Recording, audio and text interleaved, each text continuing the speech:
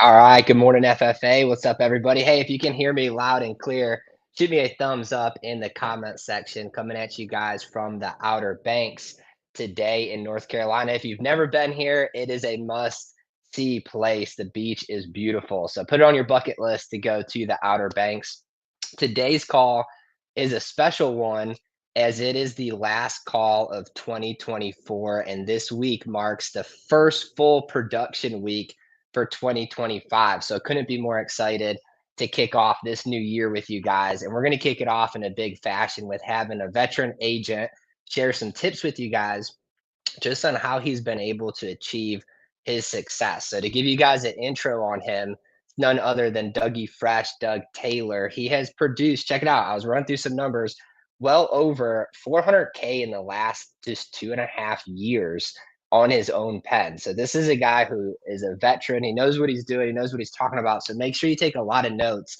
All right. And check it out. He's been able to hit every single incentive trip that we have put out there. So he hit the Dominican trip on short notice as he kicked off like halfway through the year. He still hit that trip. He was able to hit Greece. He just locked in Cancun. And I'm sure his wife Amanda is pushing him to hit Scotland, which is the next trip too. So stay tuned. Doug's going to join us in just a few minutes. But super proud of you guys for 2024. Words can't even sum up the momentum that you guys created in 2024 for yourselves and for your agency. So I'm so excited to see what 2025 holds for everybody in this agency and for all of you that are watching, that are contemplating getting licensed, contemplating joining FFA. There's never been a better time to do it. All right. We are in the beginning stages of a huge movement that I just can't wait to see and can't wait to work with you guys on. So, jumping into today's call, we will have today's call. All right, New Year's Day is Wednesday, so no call on Wednesday, and we will be back here on Friday. But if you want to get a jump start on the leaderboard, this is the week to do it. This is the week that's going to set your name up at the top of the charts for the end of January's production going into this year. So without further ado, I'm going to bring on Doug Taylor, a veteran agent, and we're just going to do a Q&A. If you guys have any questions that you want to ask Doug, feel free to drop them in the comment section, and I will be glad to ask them for you. So, Doug, I appreciate you jumping on here, man. You are live with us right now. How was your Christmas, dude? Oh, good morning, Ryan. It was it was great. A lot of family, a lot of moving around, but it's kind of what I'm used to nowadays with the extended families. So, yep. Yep. How about Hey, you? moving around, you are no stranger to. I think you've moved 3 or 4 times since I met you, just like 2 years ago. Is that right? You were in Florida, went to Nashville, went back to Florida, and now you're in Louisiana. Correct. Yep. Yep. I've moved around quite a bit, trying to find the best place, but now I'm closer to family, so it's better. That's the reason moving back here. That's awesome. Yeah, I'm glad that you're back there, back home, right? Louisiana is where you originally grew up, right? Where I grew up, yes, yes. Yeah, Yeah. But that's I awesome, like man. your view in the background there. I like the beach. That was the reason to move to Florida. Yep. Well, hey, just come up to the next move. You have to make it to the Outer Banks. That way, you're closer to us. Move the whole Right. family up here. But yeah, Doug. So hey, man, I wanted to bring you on the call because when I was thinking of an agent, like who could people benefit the most from hearing? I just think about you, like you're just somebody who consistently is always out there putting up numbers. You're always have such good words of wisdom. And as we're kicking off this Scotland trip for 2025, you've locked in the Cancun trip. So I know there's so many agents that want to hit those trips. What's just the tip you have for them? Like, how have you been able to do that? And what's a word of advice you got for them running for this trip this year? Well, first of all, I mean, I'm honored by your kind words there. I appreciate you doing that. As far as words of wisdom, I think probably the most important thing amongst of everything is just consistency. I don't care what it is in life or business or whatever. Consistency is probably the key that unlocks it all. I mean, if you look at your physical being, like if you go to the gym, you can't just go once or twice and see results. you have to go consistently over time. And if you can compare everything to that and use that same mindset or same frame of reference, and if you incorporate just the consistency, whether you want to do it or you don't want to do it, whether it's raining outside, snowing outside, or it's 100 degrees outside, you just have to consistently do the work that needs to be done on a daily basis. And some days it's going to be great, some days it's not going to be great, but you just have to consistently move forward. How did you develop that discipline to do it even when you don't want to do it, right? Like I think in this industry, it's funny if you're working a W-2 job, right, Doug? Like and you have to go to work or you get fired. Everybody goes to work.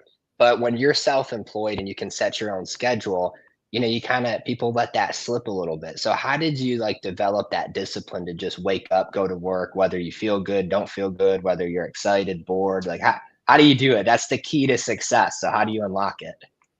Well, when you work in the W-2 world, you have somebody else telling you what you need to do. And I mean, I'm gonna be honest. The 1099 world is not necessarily for everybody.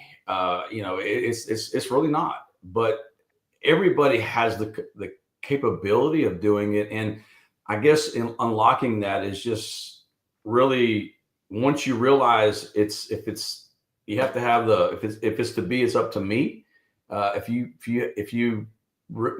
You're not having somebody else tell you what to do is a cursing cursing is a cursing is a curse and a blessing together, because Mhm. you actually, you have the ability to set your own schedule, but if you don't have the mindset of, hey, if I don't make this happen, I'm not going to be able to eat, I'm not going to be able to pay my bills, I'm not going to be able to, I don't have any income. It's Mhm. the reality of it hits you. And um I don't know, I mean, the military helped me out a little bit with that, but I've been going to the gym on and off for the past 25 years. That's kind of, that's where I learned consistency more than anything else. But I've been doing this for a long time. I mean, being self-employed, I've been self-employed for 25 years. It's it's hard to say. I don't know exactly what the key is, other than just, you just have to do it. I mean, it's just like the Nike thing. You just do it. I mean, but you have to almost have the burn the boats type mentality too, because if you give yourself a way out from doing this, you'll take it every time. And it's not because you're a weak person. That's just human nature. We'll always take the Yeah, path of least resistance. So if we only give ourselves one path, then you don't have a choice. for sure. I It's don't know. kind Did of I answer like your question at all? no, you did. It's funny because I get asked the same question, and it's like you can't really put a word to it. It's just like you said, that you just have to do it. Like I think some people just, I'm the kind of person, right, where if it's 8 o'clock and I'm not out of my house yet on the way to the office or working, I'm like in panic mode. Like I almost have this like sense of guilt, like, well, I need to go do something, like I can't sit still. And I think Right. if you possess that trait, that's the self-employed trait that you got to have for sure. But I love that, man. Just staying consistent in what you're doing. I know one question that came in, Doug, and this isn't even insurance related, but if people haven't seen your wife's Facebook, you got to go to Doug's wife's Facebook, Amanda Taylor. And Amanda posted this beautiful picture of Doug making these huge Christmas lights. And one of the biggest questions I get, Doug, is are you taking orders for the Christmas lights for next year early, or was that a one and done kind of thing? It's a one and done, but I mean, I will, I'll give you the instructions for a small fee. Well, there you go. Just sell the licensing aspect of it, right? So awesome. Wait, Yeah. Doug, here's a question for you, and give everybody an idea. So you were self-employed for 25 years, then you jumped into this industry.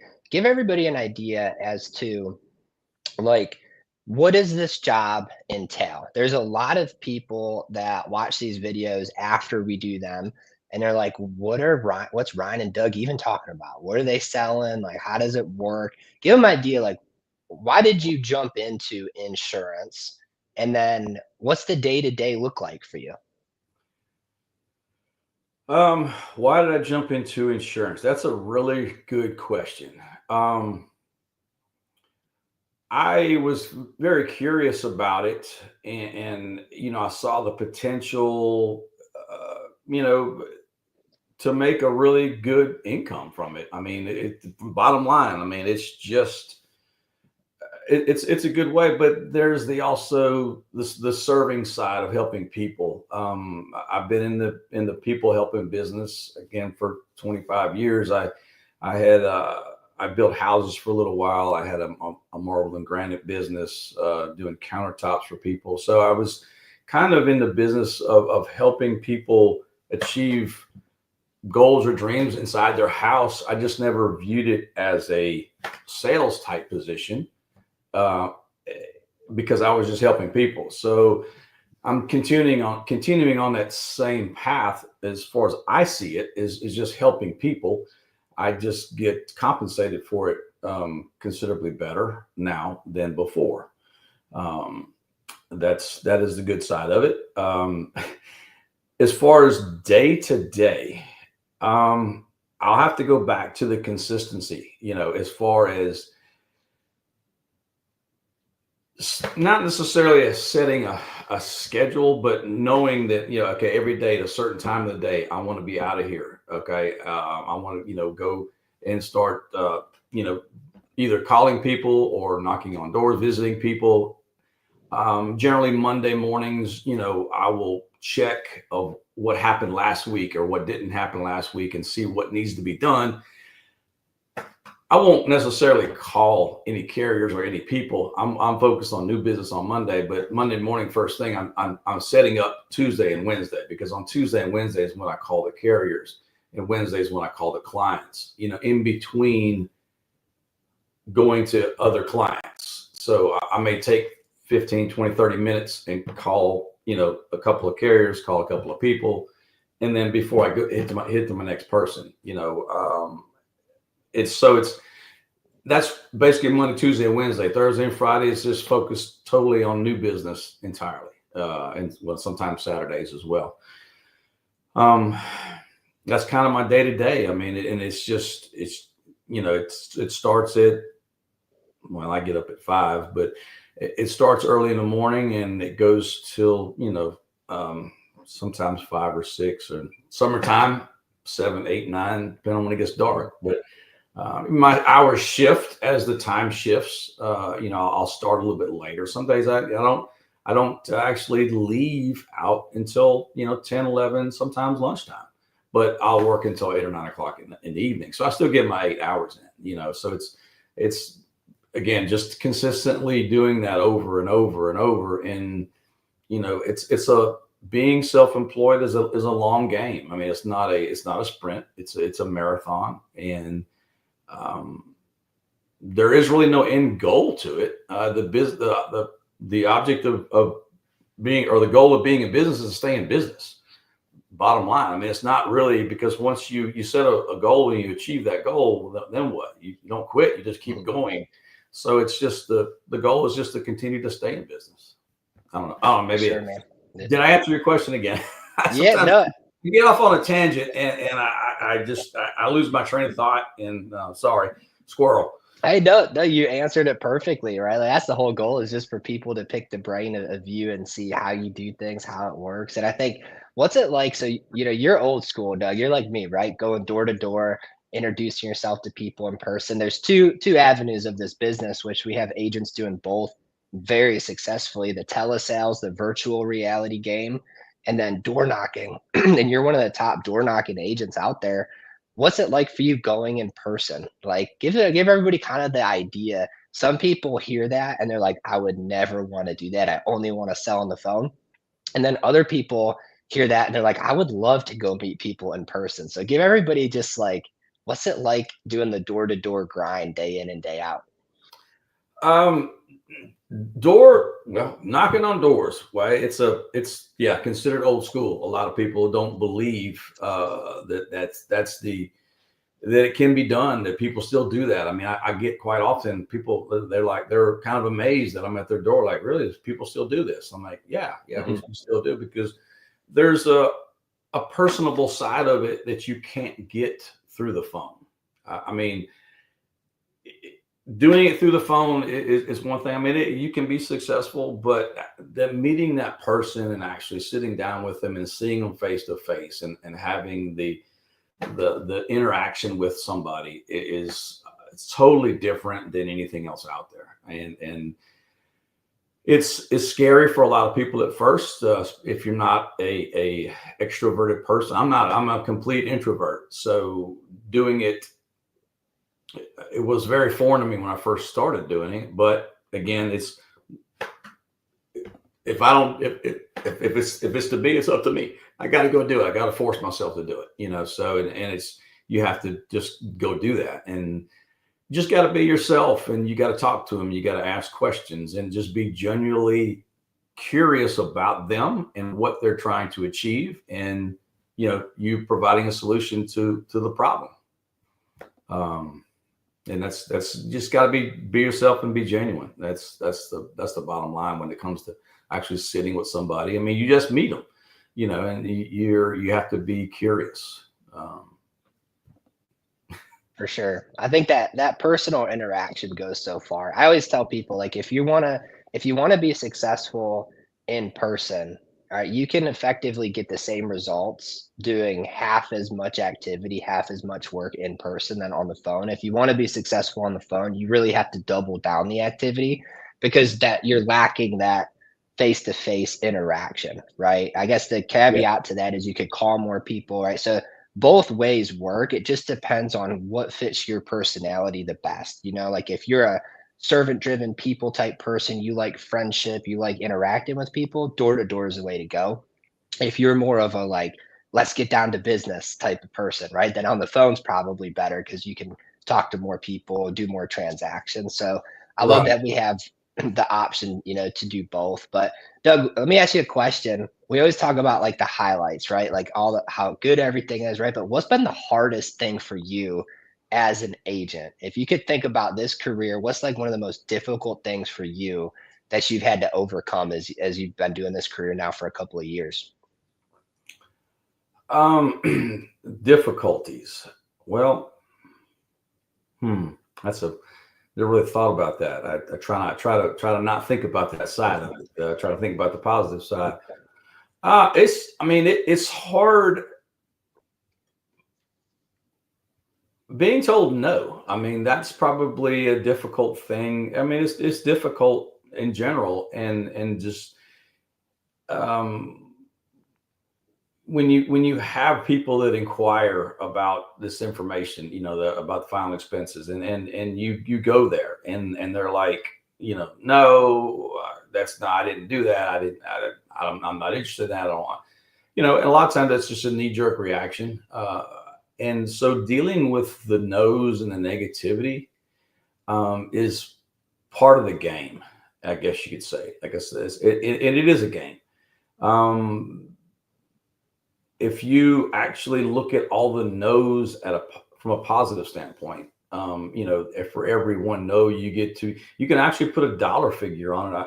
I have never done it personally, but I've heard people do that, where they'll take, how much you make average per yes, per sale, per close, and then you divide that amongst the number of people that actually you speak to, and you can kind of average out, it's for every person tells you no, it's $20. So they say, no, thank you. I just made $20, and then you go on to the next one. And so just having the ability to deal with people that are going to tell you no, and because it's going to happen, you're going to get a whole lot more of those than you will of yeses. But you just have to keep in the mind that every no you get to, whether it be on the phone or face to face, I mean, you're going to come across either way. Every no you get to is that much closer to that one yes, and you just have to just keep driving forward like that. 100%, man. That was probably the most difficult thing for me too, is, you go out there with these expectations, you invest the money into leads, you show up at the door thinking like, okay, this is going to be so easy. They filled this out yesterday. I'm going up there today. And they're like, I didn't do that. Yeah, right, Get off of my door. Like, what do you mean you didn't do it? You put your kid's birthday right here. So, right. but I actually went back my first year. I kept track of every door that I'd knocked on, you know, for the most part. I'm sure there were some doors that I forgot to annotate on that, but when I averaged out what I made that first year compared to what I knocked on, it ended up being just shy of $20 a door. It was like $19 and something odd cents. And when you think about it that way, after that first year, the rejection stopped bothering me because I was like, even if I go to the door and they don't even answer the door, nobody's at home, that was 20 bucks. If I go to the next house and they answer the door and tell me no, that was another $20. And so my goal became, how many doors could I knock on in a day? And even when I was never getting told yes or no, I was making money no matter what, when you do the law of averages with that. So it's crazy to think about it in that light. If I was like, hey, I'll give you 20 bucks for every door you knock on, here's a blank check, agents would be running up and down the entire street knocking on as many doors as they could. So if you attack this year with that level of mentality, it's so much easier. Right. Yeah. Activity. Yeah. So, and all when it comes to setting your goals and whatnot, they should be activity based in a lot of ways, because you can't control the outcome, but you can control your activity. And that's the only thing you can control is your activity with that. So yeah, it's there was a book. I don't remember who wrote the book. It's called Go for No. It's the guy talks about he would put rocks in his pocket. Put like 10 rocks or 15, 20, I can't remember, maybe it was 20 rocks in his one pocket. And every time he got a no, he would move the rock from his left pocket to his right pocket. And he would not go home until all the rocks were in his other pocket. That's a good idea. Do that. I bet you if you put 20 rocks in your pocket and you're a door knocking agent, on the phone, I'd probably say you have to have like 100. You have to have 100 rocks for each dial that you're making. But Right. in person, maybe like, 15, 20.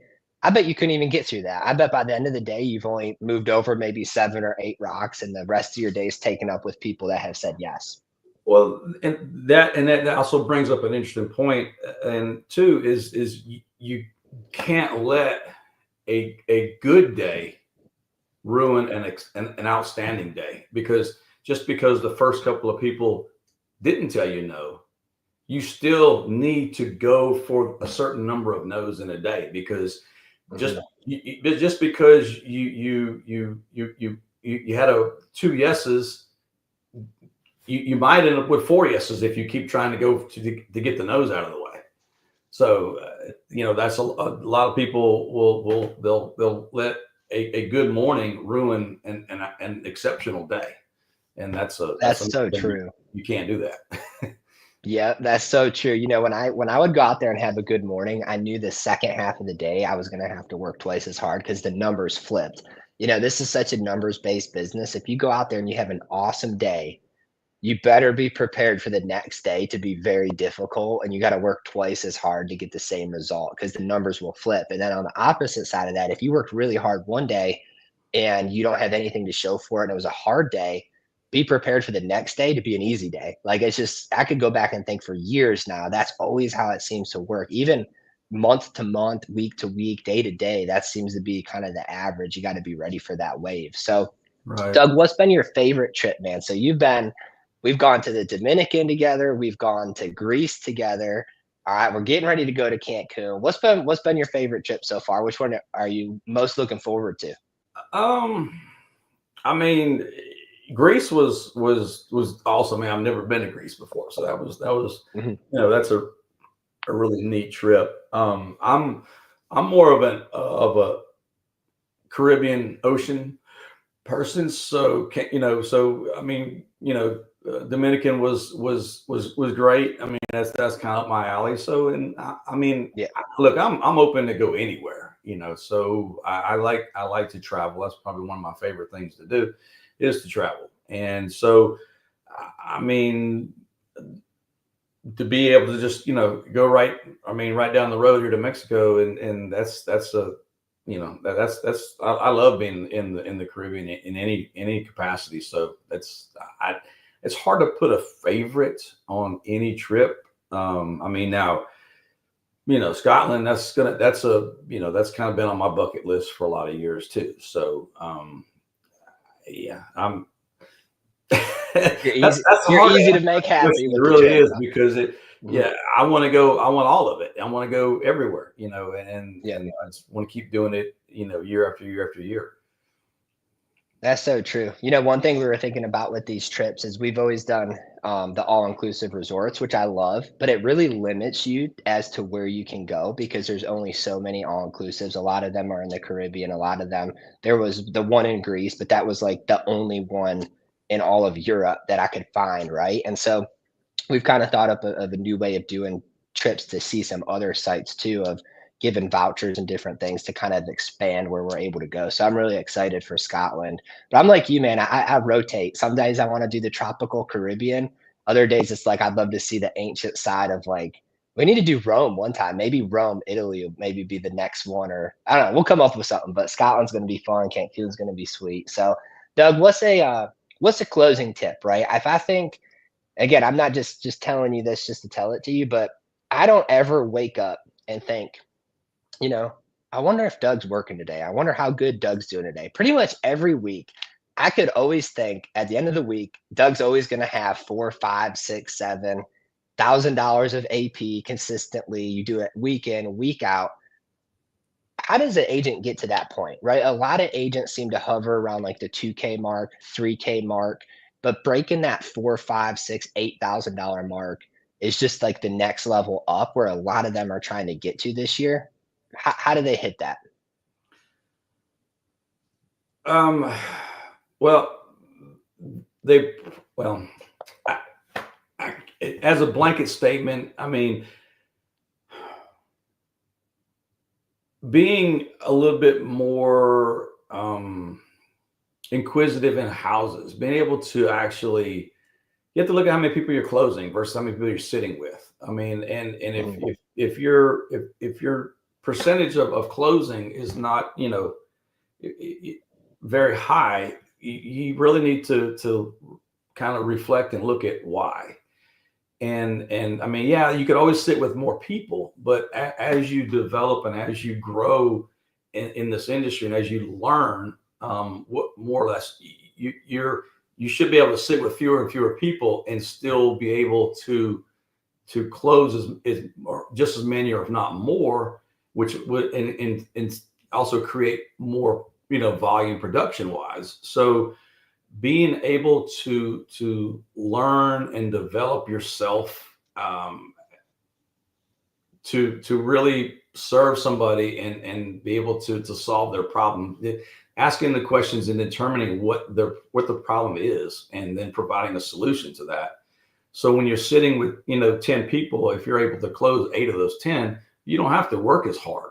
I mean, when you first start, there's a lot of things you don't know, and you just have to learn that, and you develop that just through practice, through doing it. I mean, you're gonna suck at it when you first start doing it. You're gonna have a plateau in which you feel like, well, can't never get past this. Well, you can. You have to just give yourself a little bit of grace, and you will, just Mhm. learn, continue to learn, learn about what you're doing, learn how to interact with people, and just get better at what you're doing, and it'll come. You just got to be patient, and just let it the path is the path, and I don't know any other way to put it. No, I love that answer, dude. Being better at the presentation, at the door approach, finding more angles in each house. That's so true. Guys, there's always an angle, no matter who you're sitting with, right? They either don't have coverage and they need it, they either have it and they need more of it, right? Or maybe they're good, everything's paid for, but maybe they need a dedicated plan to pay for that cremation, for that burial, so they don't have to use their savings account or their kids' savings accounts to do it. So there's always an angle. It just is dependent upon how you, as the agent, are able to influence that and bring it out. And don't be afraid to get really good at this job, because if you get really good at influencing people, you can't hurt them in this business. Like all you're doing is providing financial support to their family at the time they're going to need it the most, right? Like when their loved one passes away, the last thing they should be worried about is, do I need to sell that car or the house? Like they shouldn't have to worry about that. If at that moment in their life, they should think, hey, at least the house is paid for now. At least the cars will get paid off. I don't have to worry about the debt. And they can just spend their time grieving that loss and not have to worry about finances. When someone passes away, that's the biggest strain on somebody. In addition to the grief, now they have to figure out, how do they make it as a one income household? How do they make it with no income, right? Maybe it's a single parent that passes away, different things. So people need you to be a good agent. They need you to open their eyes to things that they're not realizing, with this business and what life insurance can do for them. So, Doug, I love that, man. I appreciate you jumping on here.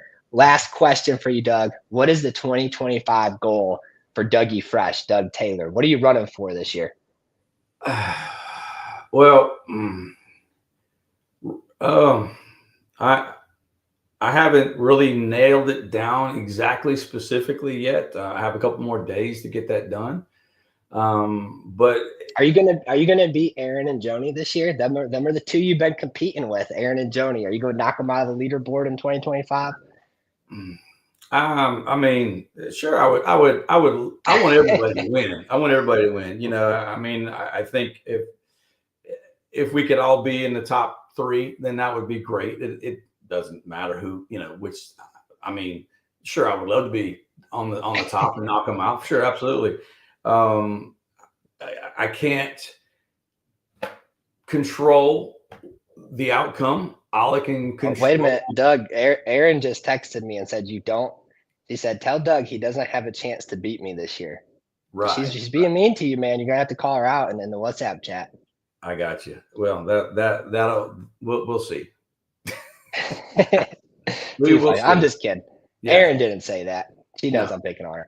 But right. Hey, I love it, Doug. So awesome call, man. I appreciate you sharing those tips, and hats off to you for just crushing every year, man. Every trip you've earned it, put it in the bag, and you just keep on doing big things, man. So I appreciate you for jumping on here. Any closing words of wisdom as we hang up the call today?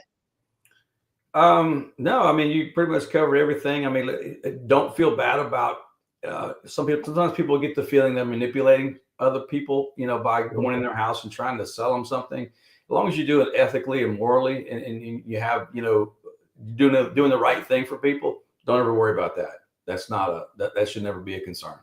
So hold your head high that you're doing the right thing for people, and just keep driving forward.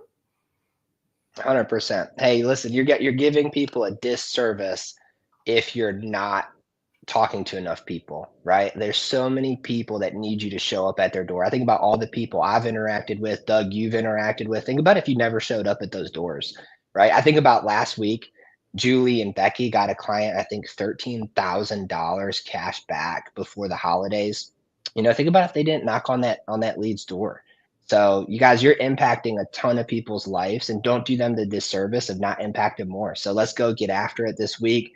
It's time to kick off this New Year's. So Doug, I appreciate you for jumping on here, man. Thank you for sharing those words of wisdom, guys. That's all we got for you today. We will be back here on Friday. I hope everybody has an awesome New Year's Eve, New Year's Day, and we'll be back on Friday. Appreciate you guys for tuning in. Thanks for having me. Thanks, Doug.